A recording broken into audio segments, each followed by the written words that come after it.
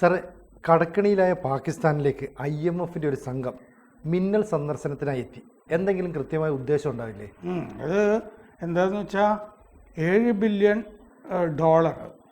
Pakistan IMF അനുവദിച്ചത് എന്താണെന്ന് വെച്ച് കഴിഞ്ഞാൽ ആദ്യത്തെ ചർച്ചയ്ക്കൊക്കെ ശേഷം അനുമതിയൊക്കെ കൊടുത്ത് പിന്നെ 8 മാസം കാത്തിരുന്ന ശേഷമാണ് IMF ഈ വായ്പ കൊടുക്കുന്നത്. വായ്പയുടെ ആദ്യ ഗഡു മൊത്തമൊന്നും കൊടുത്തിട്ടില്ല. കൊടുത്തു കഴിഞ്ഞാൽ ഉടനെ തിന്ന് തീർക്കുമല്ലോ. ആ അനുഭവം IMFനുണ്ട്. പ്രൊഡക്റ്റീവ് അല്ല. ഈ കൊടുക്കുന്നത് വെച്ചിട്ട് പൈസ മര്യാദയ്ക്ക് ഉപയോഗിച്ചിട്ട് തിരിച്ചു കൊടുക്കുന്ന പരിപാടിയൊന്നുമില്ല. കഴിഞ്ഞ തവണ തന്നെ ബുദ്ധിമുട്ടിയിട്ടാണ്, അവസാന നിമിഷമൊക്കെയാണ് വേറൊരു കടം മേടിച്ചിട്ടാണ് തിരിച്ചു കൊടുത്തതൊക്കെ. അപ്പോൾ ആ അനുഭവങ്ങളുണ്ട്. ഈ അനുവദിച്ചത് 7 ബില്യൺ ആണെങ്കിലും 59,073 കോടി രൂപ ഇതാണ് അനുവദിച്ചത്. അതിൽ 1.1 ബില്യൺ അത് മാത്രമേ കൊടുത്തിട്ടുള്ളൂ ഇതുവരെ. അതിൻ്റെ അവലോകനം ഇനി 3 മാസം കഴിഞ്ഞൊക്കെ വരേണ്ടതുള്ളൂ, ക്വാർട്ടർലി അതിൻ്റെ റിവ്യൂ. പക്ഷേ ഇപ്പോൾ ഒരു മിന്നൽ സന്ദർശനം IMF നടത്തി കഴിഞ്ഞപ്പോൾ ആഗോള തലത്തിൽ സംശയം ഉണ്ടായിട്ടുണ്ട്. ട്രംപ് ഏതായാലും വരാൻ പോവുകയാണല്ലോ, അതെ, അമേരിക്കയിലൊക്കെ. അപ്പോൾ ഇതെങ്ങാനും ഇനി ബാക്കി ഗഡുക്കൾ കൊടുക്കാതിരിക്കുമോ? കാരണം ഈ വ്യവസ്ഥകൾ പാലിക്കുന്നില്ല പാകിസ്ഥാനിലെ പല സംസ്ഥാനങ്ങളും സ്വന്തം നിലയ്ക്ക് നയങ്ങൾ നടപ്പാക്കുന്നു. അതുകൊണ്ടാണോ ഈ സന്ദർശനം എന്നൊരു സംശയം വന്നിട്ടുള്ളതുകൊണ്ടാണ് നമ്മൾ ചർച്ച ചെയ്യുന്നത്. അപ്പോൾ IMFന്റെ പാകിസ്ഥാൻ മിഷൻ മേധാവി, ധനമന്ത്രി പാകിസ്ഥാൻ്റെ ഔറംഗസേബ്, ധനമന്ത്രി, സ്റ്റേറ്റ് ബാങ്ക് ഓഫ് പാകിസ്ഥാൻ അവിടുത്തെ റിസർവ് ബാങ്ക്, അതിൻ്റെ ഗവർണർ, ഇവരെല്ലാം ചർച്ചയിൽ കഴിഞ്ഞ ദിവസം പങ്കെടുത്തിരുന്നു. ഇത് ഷെഡ്യൂൾ ചെയ്യാത്തൊരു മീറ്റിംഗ് ആണ്. നേരത്തെ പാകിസ്ഥാനോട് പറഞ്ഞിട്ട് അങ്ങനെ പറഞ്ഞു കഴിഞ്ഞാൽ ഇനി വല്ല രേഖകളൊക്കെ വ്യാജമായിട്ടുണ്ടാക്കി വെക്കുമെന്ന് പേടിച്ചിട്ടാണോ എന്നറിയില്ല. ഇനിയുണ്ട് 2-3 ദിവസം കൂടി അവിടെ ഇവർ പരിശോധനയ്ക്കൊക്കെ ആയിട്ട്. അപ്പോൾ ആദ്യ അവലോകനത്തിന് സമയം ആകാതെയാണ് ഇവർ പെട്ടെന്ന് വന്നിരിക്കുന്നത്. പാകിസ്ഥാനെ അറിയിക്കാതെ ഉള്ളൊരു മിന്നൽ സന്ദർശനം ആണ് വന്നിരിക്കുന്നത്. അപ്പോൾ IMFന്റെ എക്സ്റ്റെൻഡഡ് ഫണ്ട് ഫെസിലിറ്റി 2025 ആദ്യത്തെ ക്വാർട്ടറിൽ, അതായത് അടുത്ത കൊല്ലം, ഈ പാകിസ്ഥാനിലെ എക്സ്പ്രസ് ട്രിബ്യൂൺ പത്രം പറയുന്നത് ഈ ചർച്ചകളിൽ റവന്യൂ ബോർഡ് അംഗങ്ങളും സെൻട്രൽ ബാങ്കിൻ്റെ ഓഡിറ്റർമാരും ഒക്കെ പങ്കെടുത്തിരുന്നു എന്നാണ്. ഇനിയിപ്പോൾ അവലോകനം ഓരോ 3 മാസവും നടക്കും എന്നും അവർ പറയുന്നുണ്ട്. പാകിസ്ഥാൻ വാഗ്ദാനങ്ങളൊന്നും പാലിക്കുന്നില്ല. IMF വെച്ചിട്ടുള്ള ഉപാധികളുണ്ട്, 40 ഉപാധികൾ വെച്ചിട്ടുണ്ട് IMF. ഇതൊന്നും പാകിസ്ഥാൻ പാലിക്കുന്നില്ല. അല്ലെങ്കിൽ 2025 മാർച്ചിൽ ഈ അവലോകനം നടത്തിയാൽ മതിയായിരുന്നു. ഇപ്പം അതുകൊണ്ടാണ് അവർ മിന്നൽ സന്ദർശനം നടത്തുന്നതെന്ന് പത്രം പറയുന്നുണ്ട്. നയം, നികുതി, ബാഹ്യ വായ്പകൾ, ഇതൊക്കെ കാരണം കൊണ്ടാണ് നേരത്തെ ആക്കിയിരിക്കുന്നത്. എന്ന് പറഞ്ഞാൽ നയവൈകല്യം, പുറത്തു നിന്ന് വായ്പ എടുക്കൽ, വേറെ IMFന് പുറമെ ചൈനയിൽ നിന്നുമൊക്കെ. പിന്നെ നികുതി വേണ്ട രീതിയിൽ പിരിക്കുന്നില്ല, നികുതി പിരിവ് നടക്കുന്നില്ല. ഇത്തരം കാരണങ്ങളാലാണ് നേരത്തെ IMF എത്തിയത്. 2019-22 ആ സമയത്തെ കരാർ പ്രകാരം എക്സ്റ്റെൻഡഡ് ഫണ്ട് ഫെസിലിറ്റി, അതായത് ഒരു വായ്പയുണ്ട്, അതിൽ നിന്ന് കൂടുതൽ അതിനോട് ചേർന്നുള്ള അനുബന്ധ വായ്പ, അത് കൊടുത്തപ്പോഴും ഈ ക്വാർട്ടർലി ആണ് പരിശോധന, റിവ്യൂ എന്ന് പറഞ്ഞിരുന്നതാണ്. അപ്പോൾ ഈ 1.1 ബില്യൺ കൊടുത്തു, ബാക്കി 6 ബില്യൺ 6 ഗഡുവായിട്ട് കൊടുക്കും എന്നാണ് പറഞ്ഞിരുന്നത്. അതിൽ തടസ്സം വരുമോ എന്നുള്ളതാണ് ഇപ്പോൾ ഇനി അറിയാനുള്ളത്. അത് ഈ അർദ്ധവർഷ അവലോകനം കഴിഞ്ഞിട്ട് തീരുമാനിക്കും IMF.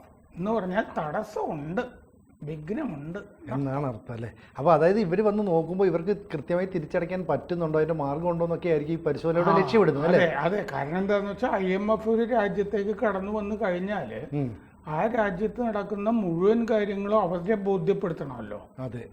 ആര് കടം മേടിച്ചു കഴിഞ്ഞാലും പ്രശ്നമാണല്ലോ അത്, വ്യക്തിയാണെങ്കിലും അതെ. കാരണം മറ്റേ ആൾ എപ്പോഴാണ് വാതിലിൽ മുട്ടുന്നതെന്ന് പറയാൻ പറ്റില്ല. അതാ ഇപ്പോൾ സംഭവിച്ചിരിക്കുന്നത്.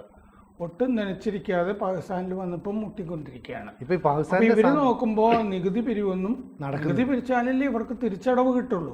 തിരിച്ചടവിന് സ്കോപ്പ് ഉണ്ടോന്നല്ലേ അവർ നോക്കുന്നത്. സാർ, നേരത്തെ മുതലുണ്ടായിരുന്ന ഈ ഭരണാധികാരികൾ അവിടുത്തെ സമ്പത്ത് കൊള്ളയടിച്ചുകൊണ്ട് മറ്റു രാജ്യങ്ങളിൽ പോയി പിന്നീട് അഭയം പ്രാപിക്കുകയല്ലേ ചെയ്യുന്നത്. അപ്പൊ ഇത്തരത്തിലുള്ള അഭയം പ്രാപിക്കൽ ഇനിയും തുടരുമോ എന്നുള്ളത് അവർ കൃത്യമായി മോണിറ്റർ ചെയ്യില്ല. എല്ലാം നോക്കുമല്ലോ. മറ്റേ ആസിഫ് സർദാരി എന്ന് പറഞ്ഞ ആളില്ലേ, ബേനസീർ ഭൂട്ടോന്റെ ഭർത്താവ്, അയാൾ മിസ്റ്റർ 10% എന്നാണ് അറിയപ്പെട്ടുകൊണ്ടിരുന്നത്. എല്ലാത്തിലും എല്ലാ ഇടപാടിലും 10% പുള്ളിക്ക് കൊടുക്കണം എന്ന് പറഞ്ഞിട്ട് മിസ്റ്റർ 10% എന്നാണ് അന്ന് അറിയപ്പെട്ടിരുന്നത് അയാള്. അപ്പോൾ IMFന്റെ Pakistan mission chief Nathan Porter ധനമന്ത്രി മഹ്മൂദ് ഔറംഗസേബിനെ കണ്ടു. പിന്നെ സ്റ്റേറ്റ് ബാങ്കിന്റെ ചീഫ് ജമീൽ അഹമ്മദ് കണ്ടു. അതായത് റിസർവ് ബാങ്കിന്റെ ഗവർണർ ജമീൽ അഹമ്മദ് കണ്ടു. പിന്നെ IMFന്റെ ഈ റെസിഡന്റ് റെപ്രസെൻറ്റേറ്റീവ്, പാകിസ്ഥാനിൽ തന്നെ IMF ഒരു പ്രതിനിധിയെ വെച്ചിട്ടുണ്ട്, മിഹിർ ബാസിനി, ചർച്ചകളിൽ പങ്കെടുത്തു എന്ന് പറഞ്ഞ റിപ്പോർട്ടുകളിലുണ്ട്. ധനക്കമ്മി 698 മില്യൺ ഈ ഇടിവ് ധനക്കമ്മി വളരെയാണ് പാകിസ്ഥാൻ്റെ എന്ന് കണ്ടുപിടിച്ചിട്ടുണ്ട്. അപ്പോൾ ഈ സാമ്പത്തിക വർഷം ഈ 698 മില്യൺ എടുക്കുന്ന പരിപാടിയൊന്നും നടന്നിട്ടില്ല അവിടെ. ബാഹ്യ വായ്പയുടെ കമ്മി 2.5 ബില്യൺ വരും. ഊർജ മേഖല, അതിൽ ഈ ഇറക്കുമതി ചെയ്യുന്ന ഗ്യാസ്, അതിൻ്റെ സർപ്ലസ്, ഇറക്കുമതി ചെയ്യുന്ന ഗ്യാസ് കുറയ്ക്കണം എന്ന് IMF ആവശ്യപ്പെട്ടിട്ടുണ്ട്.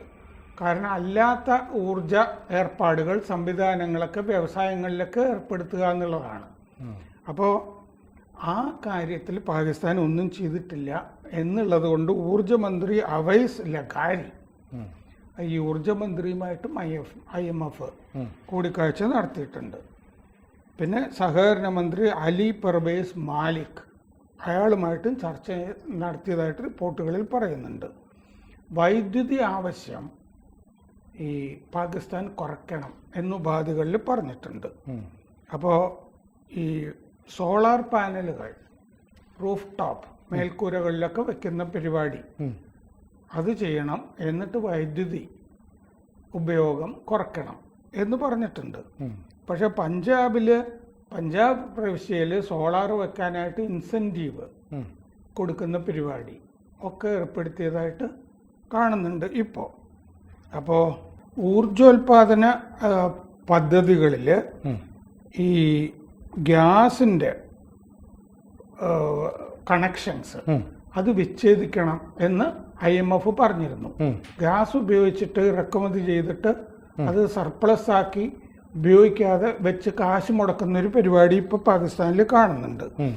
2950 രൂപ പാകിസ്ഥാൻ രൂപ metric millennium British thermal unit, അതാണ് അതിൻ്റെ യൂണിറ്റ്. അതിന് 2950 രൂപ എന്നുള്ള നിരക്കിലാണ് ഗ്യാസ് മേടിക്കുന്നത്. അത് ക്യാപ്റ്റീവ് പവർ പ്ലാന്റുകളിൽ ഉപയോഗിക്കുന്നത്. വിപണി വിലയേക്കാൾ 700 രൂപ കുറവ്. അപ്പോൾ വിപണി വിലയേക്കാൾ കുറവാണ് ഈ വ്യവസായങ്ങൾക്ക് കൊടുത്തിരിക്കുന്നത്. വിപണി വിലയേക്കാൾ 700 രൂപ കുറവ് ഒരു യൂണിറ്റിന്. അപ്പൊ അത് സാമ്പത്തിക നിലയെ ബാധിക്കില്ല. നേരത്തെ ഇതുപോലെ വിപണി വിലയ്ക്ക് കൊടുക്കണം. അതെ, അതിനെക്കാട്ടി നേരത്തെ ഈ പെട്രോളിന്റെ വില കുറയ്ക്കരുതെന്ന് പറയുമ്പം നേരത്തെ ഈ IMF കൊടുത്തപ്പോൾ തന്നെ ഈ സർക്കാരിന് വേണ്ടിയിട്ട് അവരന്ന് പൈസ കുറച്ച് കൊടുത്തു. അന്ന് അവർ വാൺ ചെയ്താണ് ഇങ്ങനെ കൊടുക്കരുത്, ഞങ്ങളുടെ കരാർ നിങ്ങൾ ലംഘിക്കുകയാണെന്നൊക്കെ. അപ്പോൾ പാകിസ്ഥാൻ ഇങ്ങനെ അവർ പറയുന്ന ഒന്നും കേൾക്കാതെ മുന്നോട്ട് പോവുകയാണെങ്കിൽ ഈ പൈസ കൊടുക്കില്ല എന്നുള്ളതല്ലേ. ഗ്യാസ്, ഇമ്പോർട്ടഡ് ഗ്യാസ്, ഇറക്കുമതി ചെയ്ത ഗ്യാസ് വിപണി വിലയേക്കാൾ 700 രൂപ കുറച്ചിട്ടാണ് പാകിസ്ഥാൻ ഈ വ്യവസായങ്ങൾക്ക് കൊടുത്തുകൊണ്ടിരിക്കുന്നത്. അത് ശരിയല്ല എന്ന് പറഞ്ഞിട്ടുണ്ട്. പക്ഷെ അത് കേട്ടിട്ടില്ല, ആ കാര്യത്തിലൊന്നും ചെയ്തിട്ടില്ല. പിന്നെ ഈ റിയൽ എസ്റ്റേറ്റിൽ പരിപാടികളൊക്കെ തകർന്നിരിക്കുകയാണ് അവിടെ. അതിൽ നിന്ന് ഇൻകം ജനറേഷനൊന്നും നടക്കുന്നില്ല. പിന്നെ അഗ്രികൾച്ചർ ടാക്സ് 45% പഞ്ചാബിലുമൊക്കെ ചുമത്തിയിട്ടുണ്ട്. അതും ഒരു പ്രശ്നമാണ്.